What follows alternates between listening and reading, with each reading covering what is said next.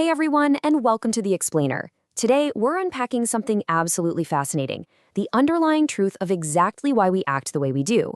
But more importantly, we're going to look at how we can systematically change it. Look, we all have those habits and knee-jerk reactions that we really wish we could tweak, right? But we so often feel stuck in our ways. Well, today, we are going to break down how to actually take back control of all that.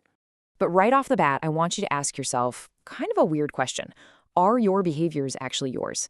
I mean, it sounds strange to even ask, but think about your daily reactions. When someone cuts you off in traffic, or when you get one of those really stressful emails at work.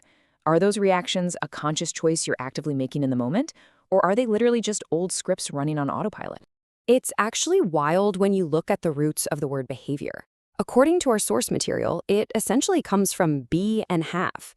That basically means that which is already kept or stored within us. It's a pretty profound realization, honestly. Your present reactions are very often just stored patterns from your past. You are, quite literally, having what was being stored years and years ago. Okay, so here's our roadmap for today. 1. The origin of our behaviors. 2. Unlearning and conscious filtering. 3. 7 behaviors of success. 4. Focusing on what you control. And 5. Being a connector, not a divider. All right, let's jump right into part 1, the origin of our behaviors.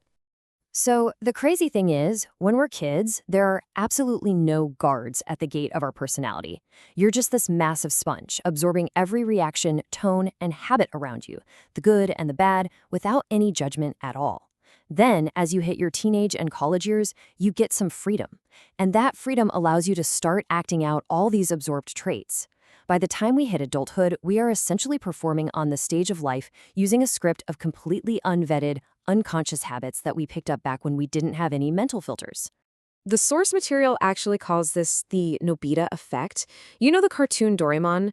When kids watch it, they rarely adopt the heroic or magical traits of the characters. Instead, they unconsciously copy the character Nobita's annoying, reactive, and irritable behaviors. Why? Because negative, reactive traits are incredibly easy to mimic. Without a filter, we just naturally adopt the easiest, most reactive responses from our environment. Which brings us to section 2, unlearning and conscious filtering. Okay, get this. 20. Out of all the crazy stuff we do every single day, all the actions, the interactions, the little frustrations, we really only rely on about 20 core behaviors to navigate an entire week. No way, right? But it's true. You aren't actually managing thousands of distinct reactions. You're really just repeating the exact same 20 core behaviors over and over again. Since that number is actually pretty small, auditing your actions is totally manageable. Here's the exercise to consciously filter your life. Step 1. Track 5 unique events every day. Maybe someone dings your car or you have a frustrating meeting. Step 2. Note exactly what your specific reaction was. Just be honest. And step 3. Look at that reaction and actively decide, okay, do I keep this behavior or do I discard it? By doing this for just a week, you'll spot those 20 core behaviors, and you can consciously start weeding out the ones that just aren't serving you anymore. Moving on to section 3, 7 behaviors of success. So, what are these behaviors? Well, successful people actively choose to adopt these specific ones. They forgive quickly, they are generous with open hands, they distribute ease to others, they are fiercely non-judgmental, they're highly cooperative, they focus on learning long before they try to teach anyone else, and finally, they are incredibly goal-oriented. Let's actually unpack a few of the most critical ones from this list. Let's zoom in on generosity for a second. The source shares this super powerful anecdote about a student who finally earned his very first 2,000 rupees, which took him months of really hard work. But when he encountered a woman who desperately needed surgery, he just gave it all away. The big takeaway here? Generosity is a learned capacity. It's a muscle. People always say, oh, I'll be generous when I'm rich. But honestly, if you don't build that generosity capacity when you have very little, you are definitely not going to have the heart to give when you have a lot. Then there's this idea of distributing ease and forgiving quickly. There's this great story in the source about a mango tree and a brick. Picture this. You park under a mango tree. A kid, trying to knock down a mango, throws a brick and boom, shatters your car's windshield. The automatic, unfiltered behavior? Blind rage, obviously. But the learned, successful behavior is taking a breath and realizing that a windshield is entirely replaceable. Choosing not to pick fights over easily replaceable things saves us from so much unnecessary conflict. It brings massive ease to our daily lives.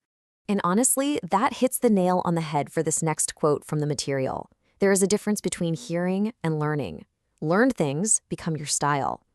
Anyone can hear that they shouldn't get furious over a broken windshield. But when you truly learn it, it fundamentally changes your personality. It literally becomes your effortless style. You have to embody a behavior fully before you can ever forcefully try to teach or correct other people. All right, section 4. Focus on what you control. Look, life is basically just a mix of variables and constants. Your reaction and your forgiveness, those are variables. You have 100% control over those. Other people's attitudes, society, the way your relatives think, those are constants. So, the absolute key here is we have got to stop exhausting ourselves fighting constant factors. If you exclusively focus your energy on your variable reactions, you will dramatically reduce your daily frustration. You can't force the constant to change, but your variable response, that changes the whole shebang. And finally, section 5. Be a connector, not a divider.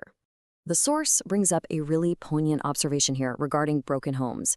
When people grow up in environments where they constantly witness conflict, breaking, and division, they unconsciously learn that breaking is just the default solution to problems. Because they haven't seen things being repaired or joined together, the whole concept of building peace feels totally foreign to them. This strongly underlines why we have to actively and consciously relearn how to connect. I mean, if your default tool is a pair of scissors, you really have to go out of your way to intentionally buy a needle and thread.